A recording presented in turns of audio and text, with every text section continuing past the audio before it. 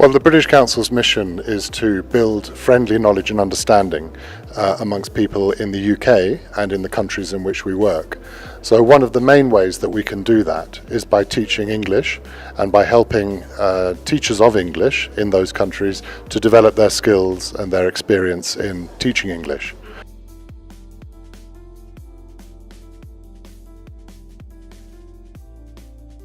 And I believe BBELT does provide that space. It's not only a space for teachers to learn, it's also a space for teachers to meet other colleagues, for teachers to network, and for teachers to find out from the experts about what's going on in the world.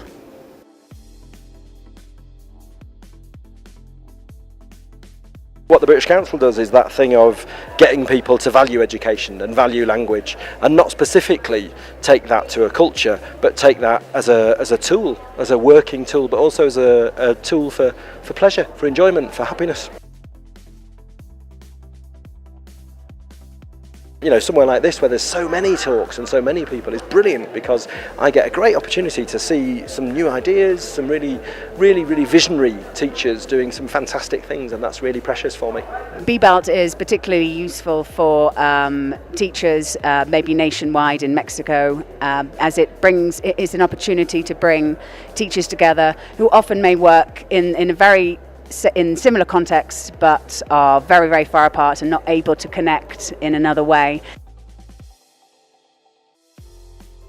And I think that any time you go into any session, you always pick something up. I've been teaching for 10 years now, and I train teachers, but I always get something from attending the sessions in BBELT. My plenary was about the lets and nests working together collaboratively, and from a project that we've done with the British Council.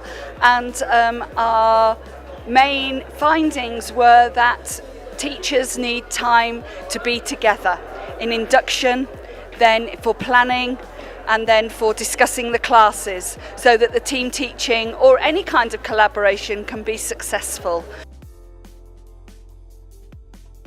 I think it's not a matter of whether you're a nest or whether you are a let. What the real issue is, are you a good teacher? And both local English teachers and native English speaker teachers can bring really important things into the classroom that benefit the learners. So yeah, why native speakers are considered better teachers?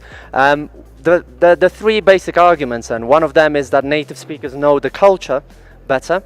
Then number two, that all native speakers are more proficient. And then number three, that our students are learning English in order to communicate with native speakers. These are really myths that aren't necessarily true.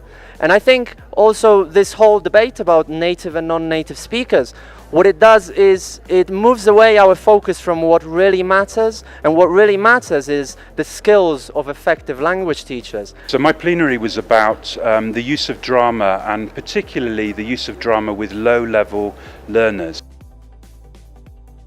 I think drama is way too important to be left to people who are very good at English and people who are good at acting. I think drama is a tool that can be used even with low-level learners, beginners even, in a language. I was talking today about how important teaching is. Successful professional development comes down to teachers identifying what their students need, what they need, and be able to choose their own pathways to development. We've developed a framework to help them analyse their own needs, to help them analyse the needs of their students, and to choose the right development pathways through the continuing professional development framework. Oh, well, there are lots of advantages to remote English teaching. Some of them, for example, teachers can teach from the comfort of their own home, and learners can learn from the comfort of their own home.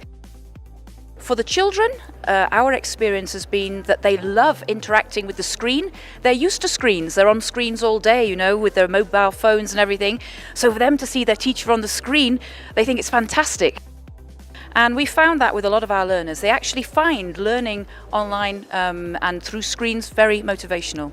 The main message that I'd like to leave them with is that teachers are not born, but teachers are made. In other words, speaking a language, being proficient in a language, or being a native speaker doesn't make you a better or a worse teacher.